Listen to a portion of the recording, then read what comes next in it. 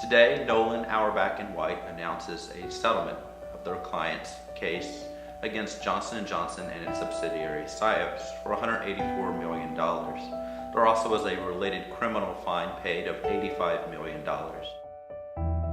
Mr. Strom was our relator in this case. He worked for Sios, one of the Johnson & Johnson subsidiaries, for a period of about 1 year. The FDA approved this drug, Natracor, arguably just for the inpatient or hospital setting.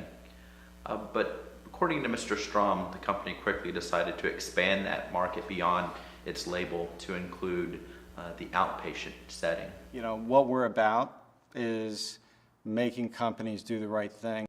Mr. Strom was one of the managers, one of the regional managers for Sios, and over the period of time of working at the company, he recognized the company was marketing its drug arguably off-label. He raised some of the concerns all the way up to the CEO of Sios.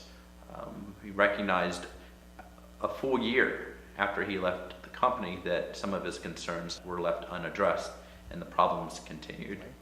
So when we bring a case to the government, we work with them shoulder to shoulder to help investigate the case and to take whatever steps we can to supplement information and to help ensure that the case succeeds. This was a prime example of the public-private partnership engendered by the Ketam provisions of the False Claims Act. It encouraged private counsel and government counsel to work together shoulder to shoulder to move this case forward against one of the true corporate Goliaths, Johnson & Johnson. Oftentimes when we have a settlement involving off-label marketing, we get this question of, why should we care?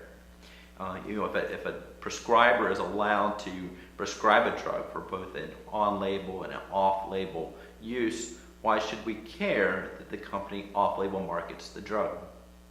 This case is perhaps a good example of why we should care. My experience with our clients is that they're more proud of what they did in correcting a wrong than the reward. The reward helps. The reward's nice. The money at the end of the lawsuit is good, but it's really about exposing the wrong and correcting the right.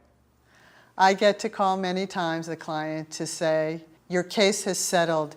You have been finally, totally vindicated. You are not just a disgruntled former employee. You're a real person who was right, and now everybody knows you were right. And it may have taken many, many years, and the sacrifices that you've made, the chances that you took, but that's the best part. That's one of the best parts of what I do. This case is a prime example about why we should care about off-label marketing, and ultimately why relators and whistleblowers matter.